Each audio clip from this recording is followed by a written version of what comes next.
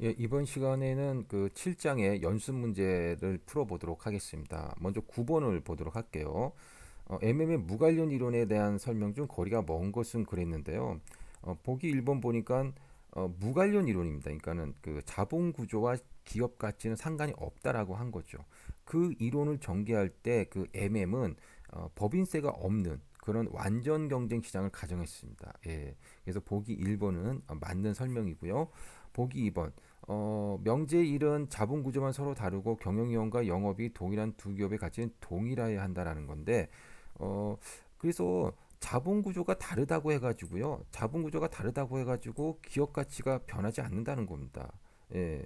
하지만 그 경영위험과 영업위험이 서로 이제 좀 차이가 있다면 당연히 기업 가치는 변하겠죠. 어쨌든 자본 구조가 다르다고 해가지고 기업 가치가 다르지 않고 동일하여야 된다라고 이야기한 것이 바로 MM의 무관련 이론입니다. 2번도 맞는 이야기고요. 3번 기업이 자본 구조를 변경함으로써 개별 투자자는 보다 높은 투자 성과를 얻을 수 있다. 그럴 수는 없죠. MM의 명제 1에 따르면 수정하기 전 MM의 명제에 따르면 자본 구조하고 기업 가치는 상관없습니다. 그래서 자본 구조가 바뀌었다고 해가지고 좀 더 높은 투자 성과가 나지 않을까라고 생각하는 것은 잘못된 겁니다. 그래서 답은 3번이 되겠습니다.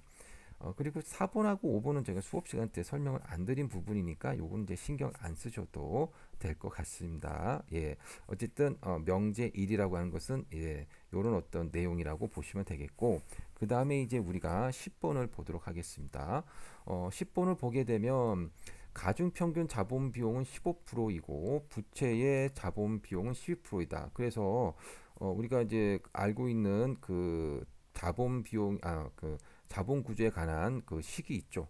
바로 이런 자기 자본 비용은 전체 자본 비용에다가 전체 자본 비용 빼기 타인 자본 곱하기 부채 비용 이걸 이렇게 쓰면 이렇게 된다는 거. 예, 뭐 앞에서도 다 우리가 풀어봤습니다. 그래서 이 식에다 그냥 그대로 집어넣으시면 됩니다. 예, 전체 자본 비용이 15%라고 했고요. 이게 15%. 그 다음에 타인 자본 비용은 부채 자본 비용이니까 12%. 그 다음에 부채 비율이 1이라고 했으면 그냥 그대로 대입해가지고 계산하시면 되는 겁니다. 예, 어렵지 않은 문제라고 보실 수가 있고요. 그래서 답은 18%가 되겠습니다.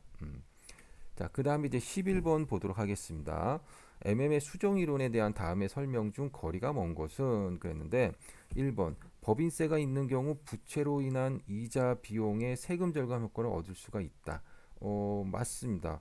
예, 그래서 그 부채 같은 경우 부채 같은 경우는 이제 아무래도 이제 그 내가 이제 대출을 받게 되면 이자 비용이 나가다 보니 이자 비용만큼 세금 절감 효과가 생긴다라고 보실 수가 있겠죠. 그래서 그 세금 절감 효과만큼 기업 가치가 증가하게 된다라고 한 것이 바로 MM이 주장한 MM의 수정 이론입니다. 그래서 1번은 이제 맞게 설명한 거라고 보실 수 있겠습니다. 자, 그 다음에 이제 2번을 볼게요. MM의 명제 1에 의하면 이제 여기서 이제 명제 1은 이제 수정 이론, 그러니까 수정한 이론입니다. 즉 세금을 고려한 이론인 거죠. 그래서 명제 1에 의하면 부채를 사용하는 기업의 가치 VL은 부채를 사용하지 않는 VU, 기업의 가치 VU에다가 법인세 절감액의 형가를 합한 것 같다. 어, 자, 그래서 우리가 이제 이런 어떤 그래프를 한번 보거나 식을 보게 되면 뭐 보시다시피 이제 부채 비율이 증가함에 따라 이제 부채 비율 증가에 따라 부채가 없는 기업 가치보다 부채가 있는 기업 가치는 부채 비율이 증가함에 따라 이렇게 증가한다는 것을 우리가 이제 알 수가 있습니다. 예. 왜 증가하느냐 봤더니 바로 이자 세금 방패만큼 증가한다라고 보시면 되겠죠. 예. 자, 그래서 결국 이렇게 쓸 수 있다는 거죠. 그래서 L이라는 기업의 가치, 즉 VL, 이건 이제 부채가 있는 기업의 가치를 나타낸 거고요. 이것은 VU, 즉 부채가 없는 기업의 가치에다가 뭐를 갖다가 더해줬냐면요, 바로 이 T 곱하기 D가 이제 법인세 감세 효과의 형가라고 보시면 되겠습니다. 그래서 이자 세금 방패의 형가라고 보시면 되겠죠. 이자를 내게 되면 그만큼 세금을 덜 내게 되고 그러므로 인해서 그만큼 기업의 가치가 증가하니 부채가 있는 기업 가치는 부채가 없는 기업 가치보다 이자 세금 방패의 현가만큼 더 가치가 있다라고 하는 것을 나타내는 식이라고 보시면 되겠죠.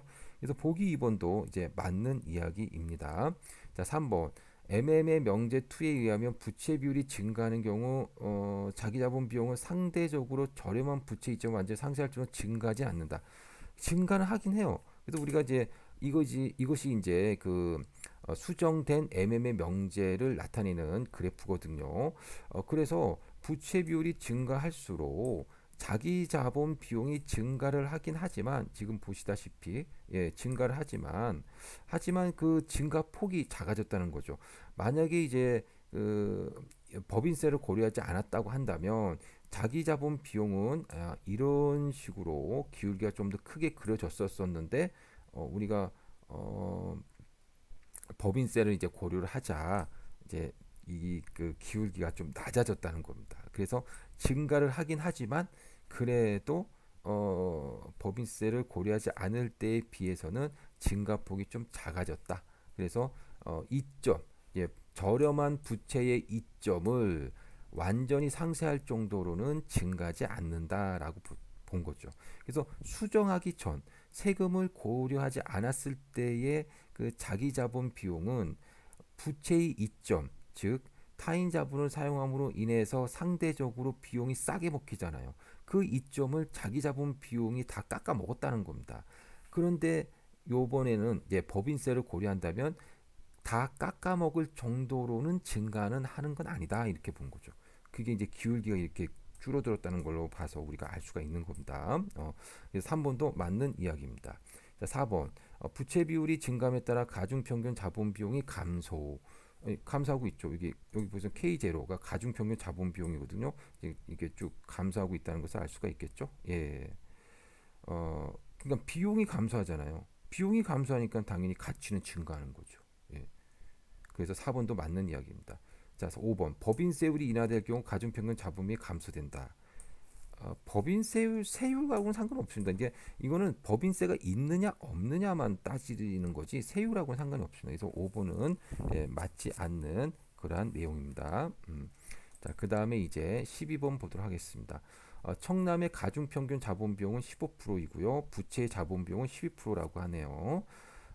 청남의 부채 비율이 1이라고 합니다. 그러면 자기 자본 비용 우리가 맨날 하는 겁니다. 그래서 맨날 이식인데 이제 다만 여기서 이제 법인세를 고려했으니까 법인세를 고려하니까 법인세 절감 효과인 1만에서 7을 이제 갖다 놓은 겁니다. 원래 식에다가. 그래서 1만에서 T만 이제 삽입을 해주면 뭐 되는 거니까 이 식도 여러분들 쉽게 이해하실 수 있을 겁니다. 자, 그러면 이 식을 보고 이제 그대로 집어넣어 주시면 되겠죠. 여기서 가중평균 자본 비용이 15%니까 이게 15% 빼기 타인 자본 비용은 12%에서 12%. 부채 비율은 1이라고 했으니까 1. 그 다음에 1 마이너스 법인세율은 0.4. 40%니까. 그 계산하시게 되면 0.168이 나오게 되겠습니다.